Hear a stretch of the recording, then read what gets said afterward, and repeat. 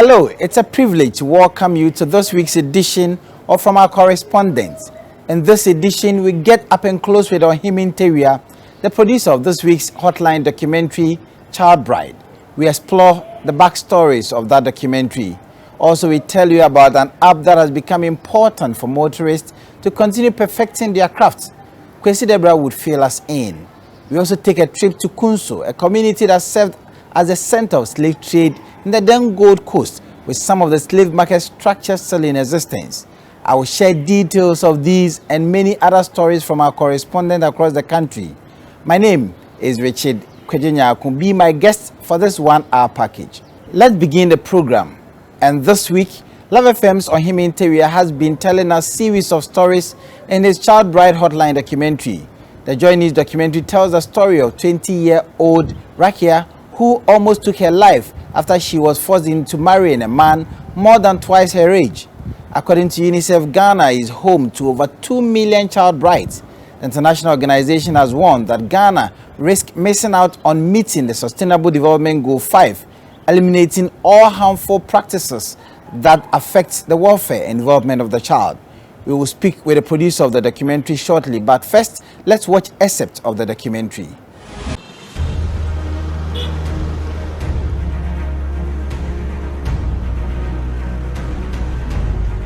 "125 million girls and women in Africa were married before their 18th birthday. The understanding of the fact that catch them young age, then they shall be yours forever, is one way or the other the jargons people use to make a case. She was married off to a man in a country she doesn't know, into a community that she doesn't know. The man had other wives who abused her, maltreated her, and the man himself sexually abused and raped her.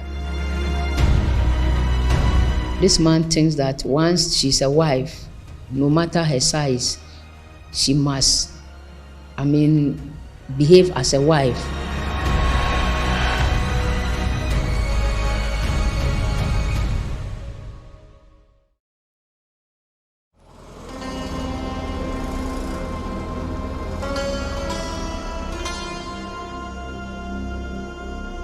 Sadia, a 16-year-old girl, has been suffering from post-traumatic stress disorder. She struggles with her self-worth as a result of the abuse suffered in the hands of a man who married her when Sadia was just 15 years old. The man took her to Côte d'Ivoire 2 days after she completed a basic education certificate examination. She na kuma na zuwa school cikin azumi Ramadan time. Shi na zo gida muna camp na zo gida shi aka ce mi gashi kaza sun kawo lefi an kawo komai da yawo shi ce aure ina mai abar maybe bayan sallah ko na kare school mana a ja ciki shine wa ba yadda shine wanya ce ba yadda is too late me da mene ana fude maganganu kowa na maganganu. Her foster parents, who live at Aswansi in Kumasi, gave her out to be married without her consent. This marriage later became a torrid journey for her. They don't need ni ban so don ban san shi ba su ma ba san shi ba wanda ya san shi ba mu san da ya fito ba shine shedan mana ta ce wani na kashe ta na ce mata to nayi inda aka ne nayi amma saboda ita nayi auren na. This man thinks that once she's a wife, no matter her size, she must, behave as a wife. And there have even been occasions where one of them in particular was sexually abused to the extent that she could no longer stand it. And she had to escape from the supposed marriage. And this girl in particular was sent to a different country. She wasn't married to a man in Ghana, but in another country. And when she was going through the sexual abuse in particular, she had to run out and then money to get back home. Let's speak with Ohimi Nteria now. Great job, Zach. How did you come by the story idea? In 2019, I received a distress call from a teacher in one of the primary schools in Kumasi, asking me to support and rescue a girl, a minor, and for that matter, who was being married off against her will by the parents. Though the girl, according to the teacher, wanted to complete her education, but the parents insisted she goes into that particular marriage without her consent. So what I did on that particular moment was to call the regional officer commander and sought from her the kind of assistance the police could give to this poor girl.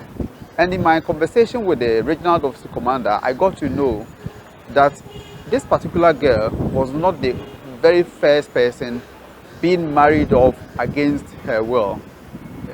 She told me it's something that has been happening in Kumasi and not in any other remotest part of the Ashanti region. So I decided to take this as a project to follow up, investigate, and also lead the fight against child bride in the region. Share with us some of the things you had to go through. Yes, this project came with a lot of challenges. First, you look at your personal security because in most cases, the areas where these marriages were being contracted, you are likely to move to these areas in the night to do what the security agents will call recce. You survey the area, know which particular house the event will be taking place, where the girl is being kept. And there are instances that you have to know, go to these areas in the night. And in the night, you meet other criminals. And so because of these criminals, then you have to be sure of your safety before you can move out in investigating some of these issues. So what happens to these people that have been rescued? Are there any interventions for them? The victims are not just being rescued. This is not the ordinary exercise where police or anybody will go, intervene, rescue victims and leave them just like that. With the assistance of the police domestic and violence support unit, DOFSU, we don't just rescue these girls. There are a lot of interventions that are tabled for these poor girls. For instance, even when they are rescued in the night, we go that extra mile to house them or to house the victim in hotel, rented hotel, and a police officer will lodge or be in the same room with these victims until the following day when arrangements are made with the social welfare for them to be transferred to shelters in Kumasi or outside Kumasi. Beyond this, those whose education are truncated, for instance, those in senior high school, but were forced into marriage because they had mixed the opportunity to be in school, we work, closely with the Free Senior High School Secretariat and ensure that they are admitted in school. There are instances there have not been any admission, they have not been any admission for them at all. But what we do is to arrange with the officials and then we provide them with their personal needs, be it clothes, books, or whatever that will help them to continue and further their education are provided them. So we don't just rescue them. First, we rescue. 2, we put them back in school. And then 3, we ensure their well-being being catered for in schools. And so even after school or when school goes on vacation, then DOFSU and social welfare, because there's already a shelter for them, they are kept at these shelters and where they will have their peace of mind. How do you feel after doing the story? You feel fulfilled or there is more we should expect? There's nothing fulfilling than working on a particular story and the target being achieved. So for me as a journalist, I believe strongly that when I work and get the necessary results, where I see children being rescued, where I see them happy. There are instances, some of them had even threatened to end their lives. But when I see lives being preserved, it makes me so happy. And it's very fulfilling to see that all these girls, some who aspire to be nurses, some who aspire to be journalists, could have ended up, somewhere, maybe ending their lives somewhere, but now they are living happily as human beings. And that is the fulfillment that I get. Not the kind of frustrations that I go through investigating some of these things. But I must also commend the Ashanti Regional DOSU Commander, Superintendent Susanna Derry, for the efforts she put in to ensure that even without the needed resources, we can still fight a worthy cause and then support these poor girls, so their lives and education will not be truncated. Let's still stay in Kumasi, and as road accidents continue to claim many lives, it has become important for motorists to continue perfecting their crafts. Therefore, don't you think an app that can detect speed harms, even if there is no sign, and in addition, suggest ways to perfect your driving behavior, can be a game changer?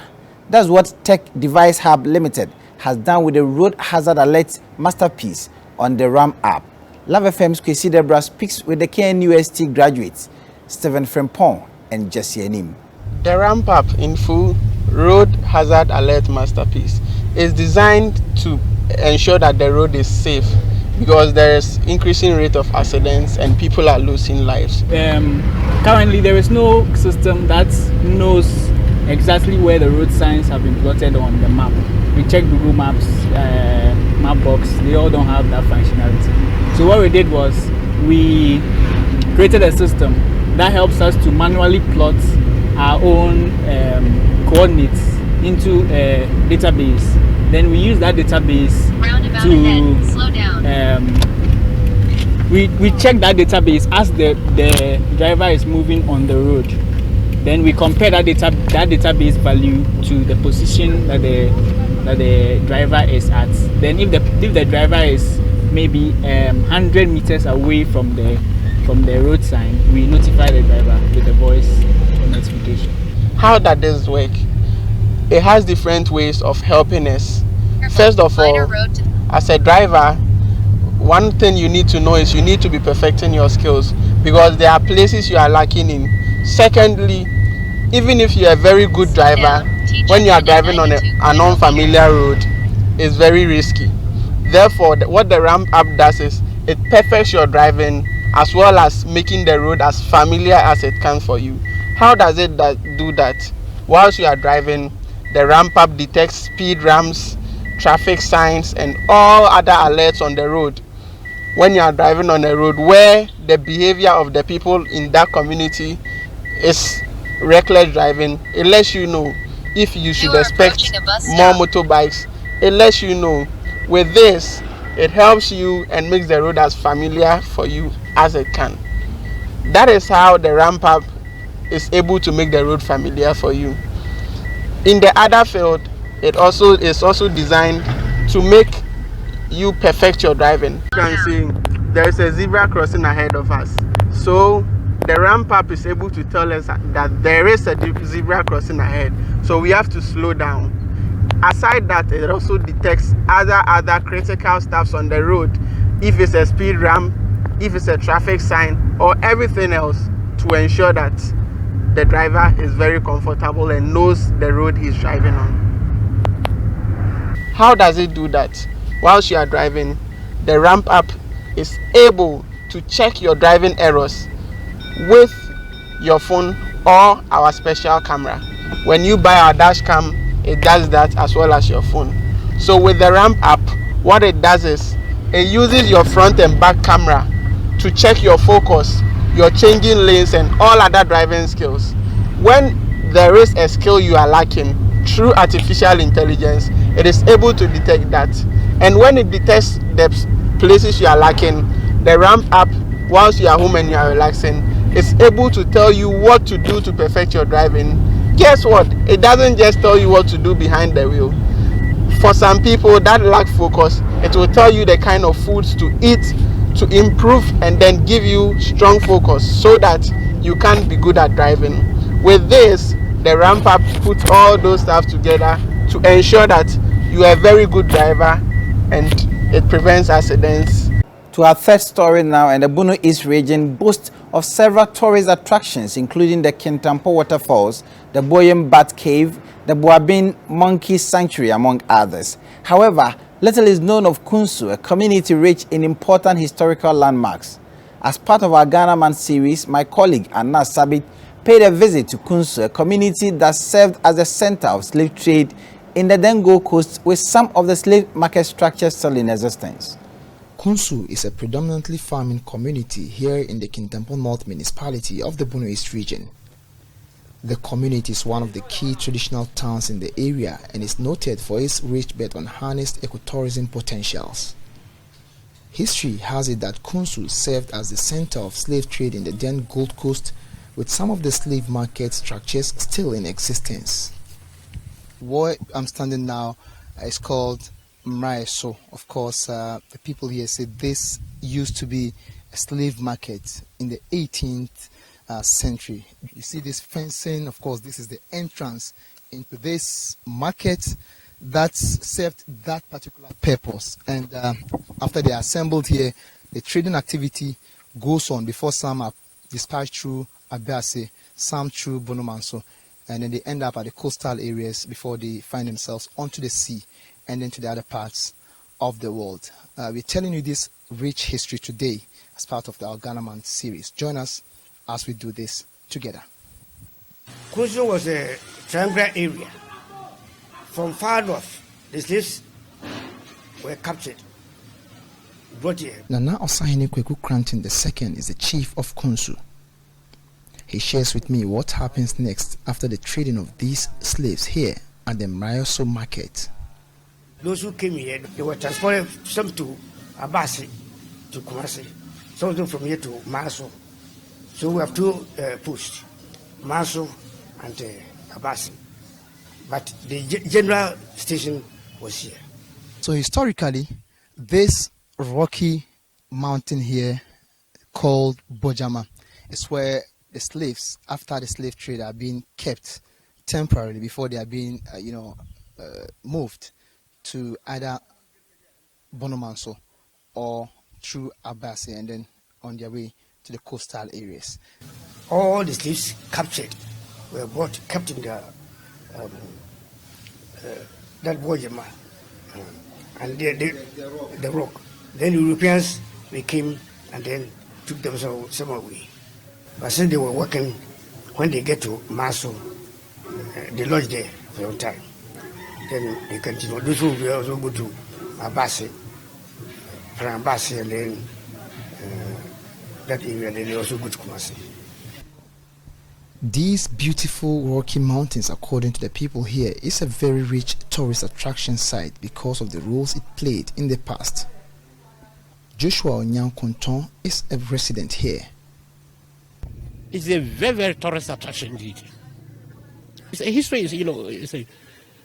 in fact, our fathers and grandfathers suffered a lot. This same rock serves as a hiding point for children and women. And of course, during war periods, they hide the children and the women here from harm. And that is how come they call it Bojama, meaning a boa, a jama. During the time of the slavery trade, when our ancestors were for war, they would go and keep the women and the children at that hilltop there. Like call it Oboa or Jimba. Because you can't climb the mountain. You can't, the Oboa or Jimba. So you can never go to, if you are from 20 miles away, they will see you. And you can't climb it too. That's Bojama, that's Oboa or Jimba, the meaning, Oboa or Jimba. So our ancestors go and, and fight for their peace.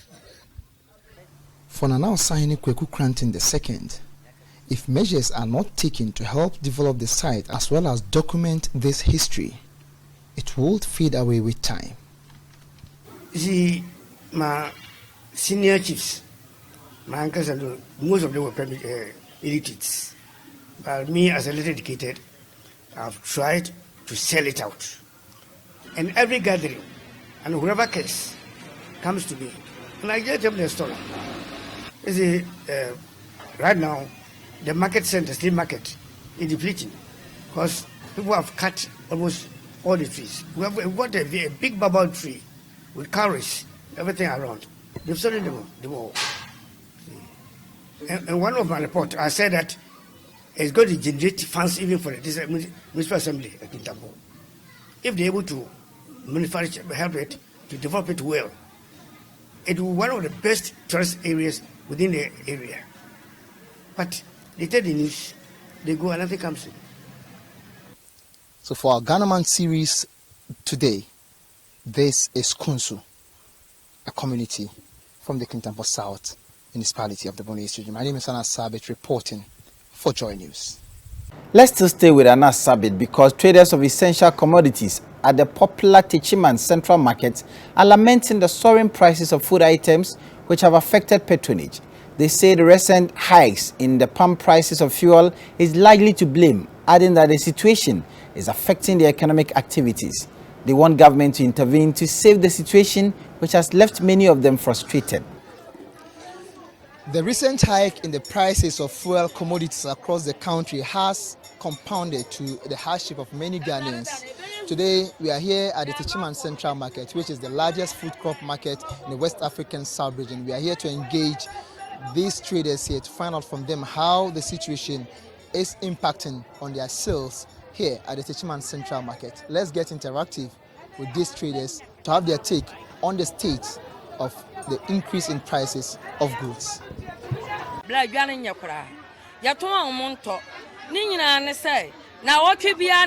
market is bad because every now and then there is increase in fuel prices, and this is causing the hike in the prices of goods.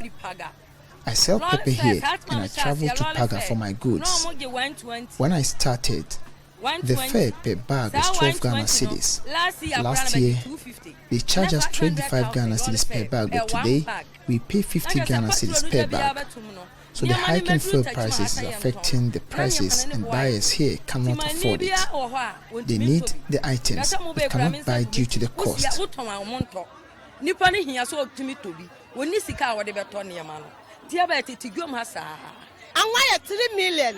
A gallon of oil is 300 Ghana cedis. Tin tomatoes is 30 cedis today, and this is affecting our trading activities. We can't make profit, and even the money to give our children for school is a problem. So we are really suffering. Today, even Okada charges 8 cedis from here to Tamale Station.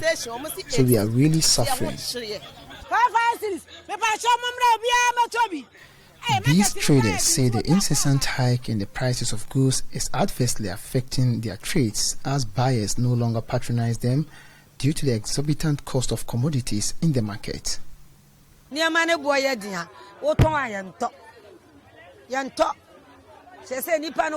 Buyers don't buy from us when the prices are high. They really want to buy, but because of the prices, they are unable to buy. So when we go for the goods, we run at loss at the end.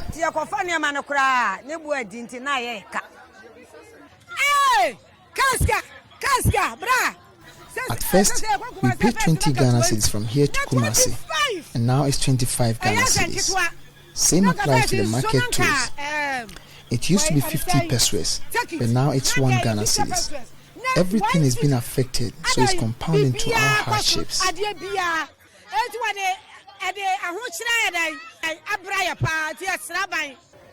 To most of the women we've been engaging, their simple plea to authorities is to ensure that mechanisms are put in place to bring down the cost of fuel prices, which according to them will also impact on transport fares. All we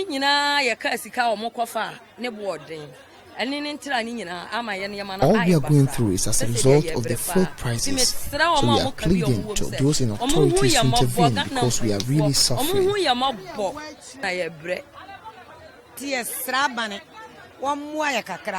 are appealing to government to come to our aid with regards to the fuel prices. NAB did 140, 130. Yes, Rabbi said. Our plea to government is to do something about the fuel prices. Even if there's going to be increase, it should be something small so we can afford it. So this has been the situation from the Techiman Central Market. My name is Anas Sabit reporting for Joy News.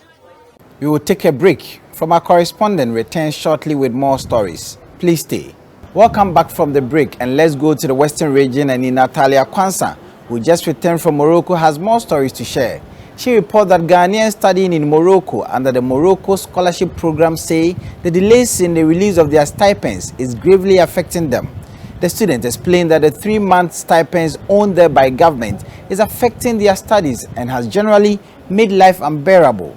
They spoke to a group of Ghanaian journalists, including JoyNews' Natalia Kwansa, who visited the North African country to explore the bilateral relations between Ghana and Morocco in the area of tourism, trade and education. We are here at the Agence Moroccan de Coopération International. This is where we are about to meet some Ghanaian students who are studying here in Morocco to find out how it has been for them studying here. I'm studying medicine. I'm in my 4th year. I chose to come to Morocco because I realized that I'll be getting a 3 package. The 3 package is I'll be doing my course, and I'll be studying French too, and I can also study Arabic. And we appreciate the fact that Ghana has been able to maintain a positive relationship with Morocco, and so we would ask that that continues so that more people from home can have the opportunity to benefit from this. About being thrown out of hostel, some of the over 200 Ghanaian students in Morocco interacting with journalists on how difficult life has been for them in the past 3 months. Some of them have been here for more than 4 years, and others are just about completing their course and hope to leave here soon. But before they do, they say they have to brave through the odds. The delays in the release of their stipends have caused some of them to be evicted from their hostels, forcing most of them to depend on friends and families back home to survive here. Monthly stipends do not flow the way they are supposed to. So then, as someone who stays in an apartment, it's difficult for me to pay my rent when it's due. And now I'll be found wanting if my landlady or my landlord is not really nice to say, okay, when you have the money now, you pay. So that's the main problem. Since COVID time, our stipend had never been regular again till now. How many areas? Right now, we're last paid in November. So since December till now, we haven't received stipends. Is it affecting you? Very much, because for instance, currently my final year, I do internships, and with the internship, you need money for transports, and also those students in architecture and all that, they need to always buy equipment. And even students studying dentistry and all that, they need money for all that. And me, myself, personally, because I'm currently doing internship in the pharmacy shop, it's not so much a problem. But then I'll be moving to the industry next month, actually. And next month, it means I'll have to move to a different city where the industries are. And I'll need to rent an apartment and all those stuff. And actually, the industries are also at the outskirts, so I'll need transportation to be doing all that. Right now, currently, I'm thinking of how I'm really going to be able to do that. And well, I'm just hoping for the best. But till now, it's been really difficult. We had to always call home for little help and all that. But because of the currency and all that, family may think they've sent you something big. But when you change the money over here, is quite meager. President of the Ghanaian Students in Morocco Association, George Akomia, says this is the first time their stipends have delayed to such stretch, but they are hoping the government will heed their calls for help. Let's confess, indeed, the stipends has not been paid for most 3 months, but as a president, I've been doing the necessary follow-up at the mission and at the scholarship secretariat.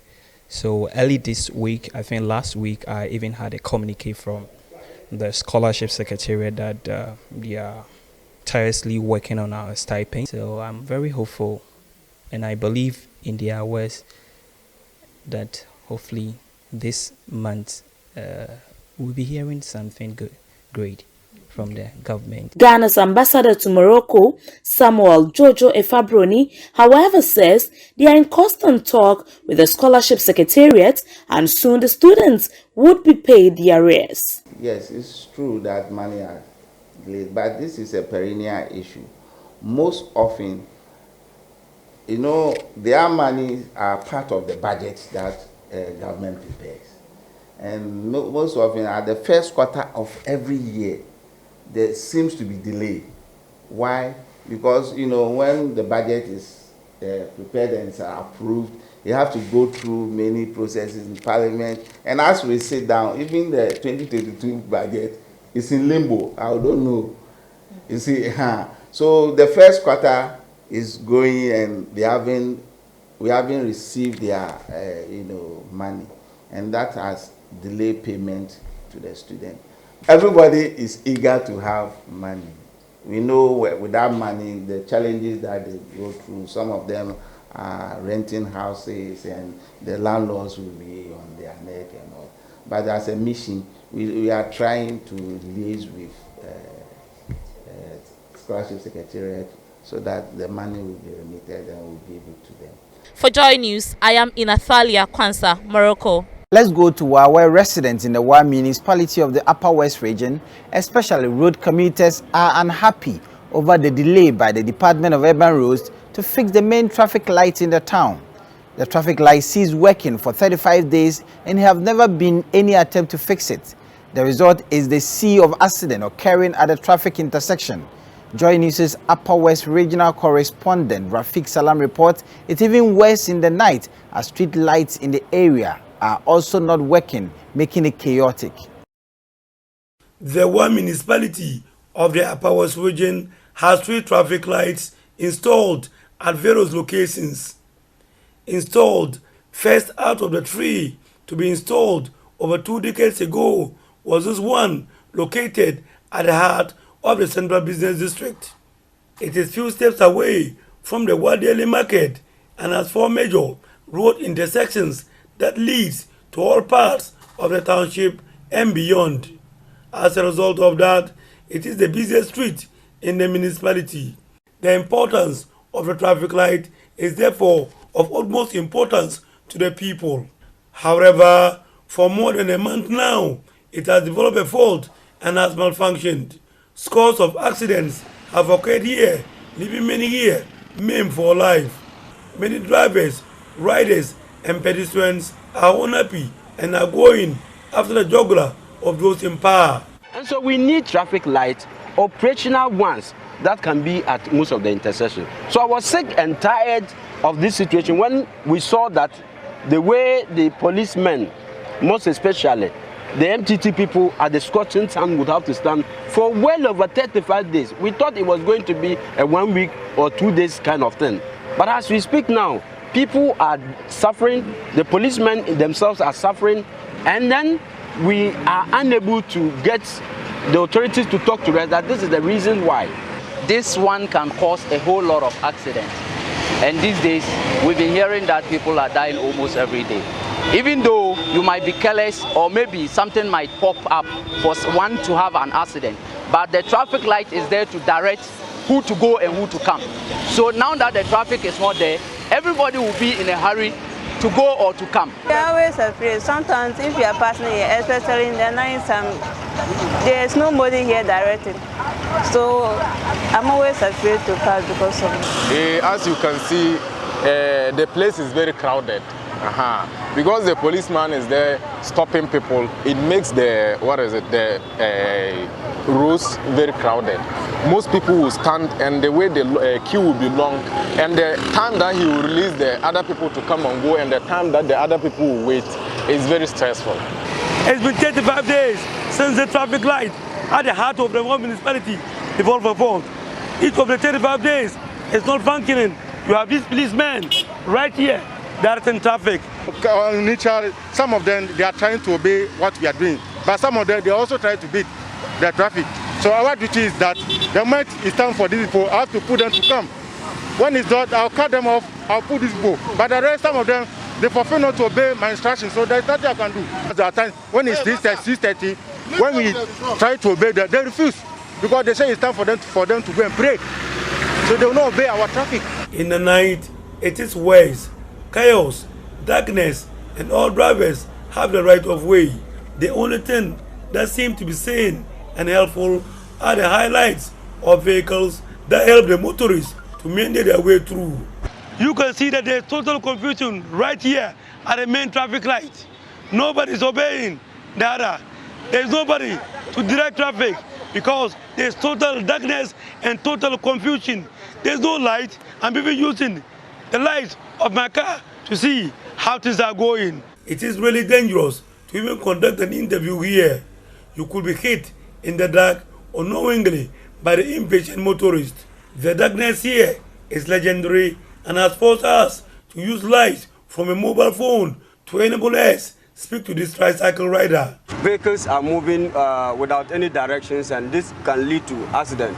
We don't know the reason why our leaders are keeping quiet to this.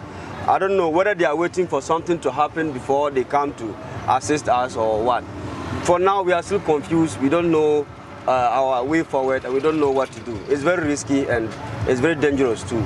Meanwhile, the Urban Roads Department managers of the one traffic light told me off camera that plans are afoot to fix the traffic light. They, however, are tight-lipped on exactly when it will be fixed.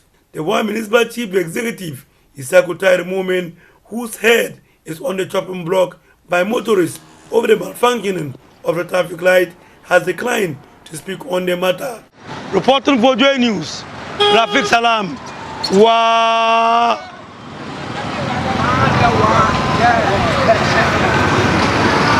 We'll go for another break. We are back with more stories. Stay with us. Welcome back from the break to the Upper East region, where Promasidor Ghana, producers of cowbell products in partnership with World Vision Ghana, has handed over 2 new hand pump boreholes to communities at Kandiga in the Kasana Nankana West district of the Upper East region. The 2 communities, Adio and Longo, hitherto had extreme difficulties getting access to potable drinking water. The boreholes were constructed for the communities under the Cowbell Borehole Project as part of the Cowbell Impacting Lives campaign. Correspondent Albert Sori has more in the following reports. The Kasana Nankana West District of the Upper East Region is one of the areas where the lack of access to clean drinking water is a serious challenge.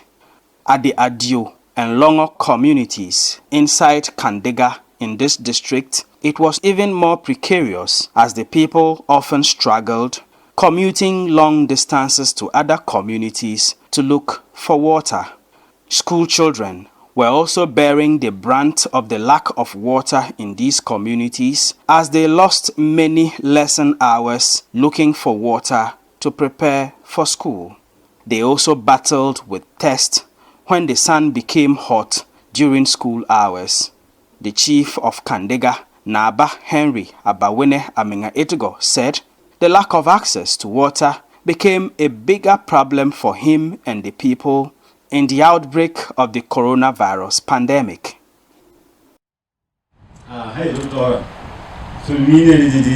Water, they say, is life.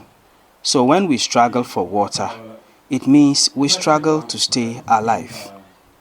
It was not easy for the people of this community, especially when the coronavirus pandemic broke out and hand washing became crucial.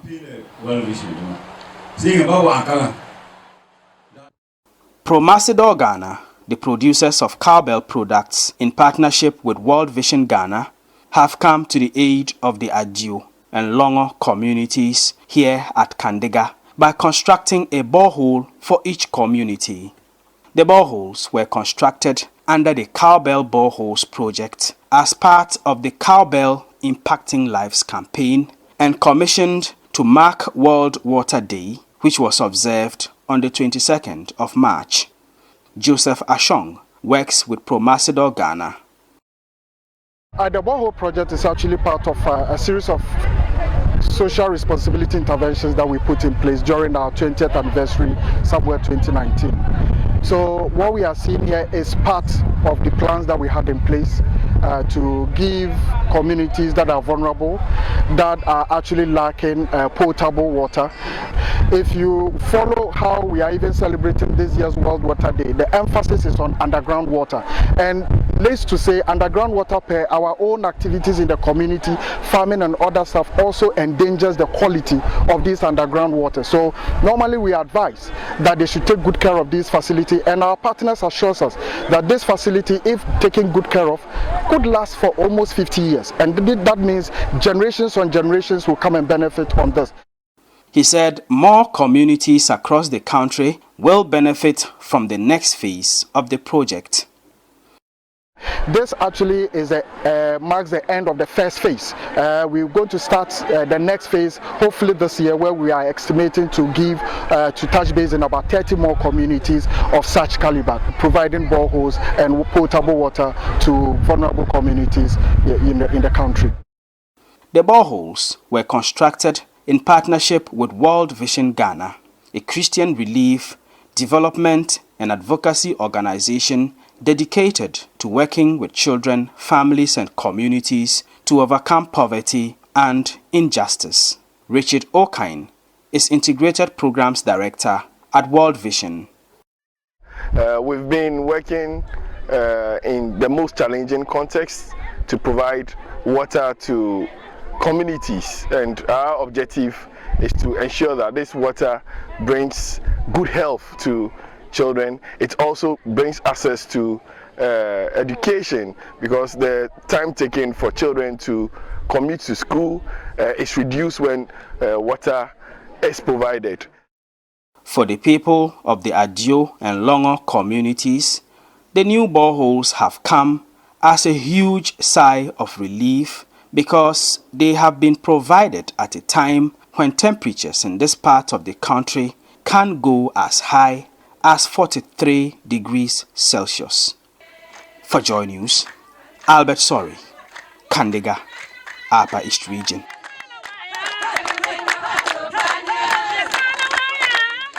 Let's stay in Kumasi and do some politics now. And the Asekwa Magistrate Court in Kumasi has granted bail to 13 members of the New Patriotic Party to the tune of 15,000 cedis apiece with 2 sureties. One member did not appear in court because he was not served with a writ. The accused allegedly besieged the Subin Party office of the MPP in protest against what they deemed unfair disqualification in the election of the polling station executives. Mahmoud Mohammed Nuruddin has more in the following reports. Oh, exactly, we took their plea and then they pleaded not guilty, and then we all made our submissions. They had a counsel on their side, and we also made our submissions. But they were granted bail with 2 sureties each, with a sum of 15,000 each, 2 sureties each. But it's part of the bail conditions. You are not paying fiscal cash. On March 8, 2022, some aggrieved MPP supporters accused the Member of Parliament for Subin Eugene Boachi Entry of circumventing electoral rules to favour himself and his supporters.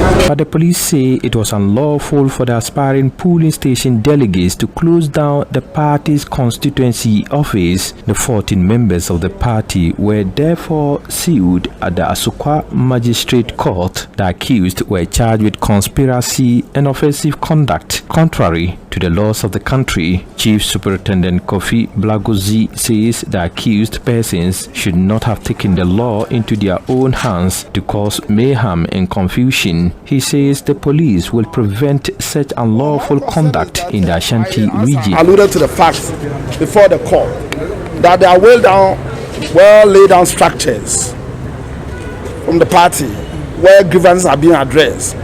So you can't take the law into your own hands and cause mayhem, anarchy, chaos. That is what we are trying to prevent in Ashanti region. So my regional commander is more particular about that we have to stem it in the bud. If not, that it will escalate, and we shall allow that. Chief Superintendent Blagozi says anybody who takes the law into their hands shall be prosecuted by the state. But apart from the constituency, we have to go to regional elections, we have to go to national. And Ashanti is one of the key areas that we can't allow some people to take the law into their own hands. As I indicated to the court, that the party is a well-organized party, the structures are well laid, grievances are well addressed. So if you are not happy about something, there are areas from the concern to the regional to the national, it's well laid. There are places that you have to go for redress, but not to take the law into your hands. And Ashanti region, as I indicated, the regional commander is more aware and more sensitive to that, and we will not allow it to continue. That one. What's the warning to such miscreants? Now, if we get, we shall prosecute you, as we did to these people. We shall put it before the law court. The law will take its course.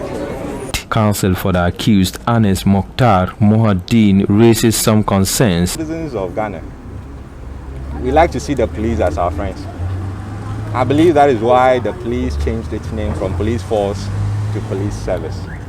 They are supposed to be serving us and the law, so that if anybody is to be invited to the police station, you should not dread going there. If indeed, what gives them the power, which is the law, if indeed they are also going to, apply the law to its letter, then it should also mean that they are also willing to respect every right of a suspect. Because that is what you are anyway, if anything at all, at that stage. So why should a suspect be dreading going to court simply because, to the police station, I beg your pardon, simply because he feels that if he goes there, probably, as we would loosely and locally put it, as for the police station, it shouldn't be like that. So it was just a simple admonition given to all of us by the Honorable Court. The accused will reappear in court on April 11, 2022. A report by Mohammed Nuruddin. To our final story in this edition of From Our Correspondents, and the high cost of fertilizer and other farm inputs is likely to lead to a food shortage and hunger in the country. That's according to some peasant farmers in the northeast region who are calling for immediate intervention from the government.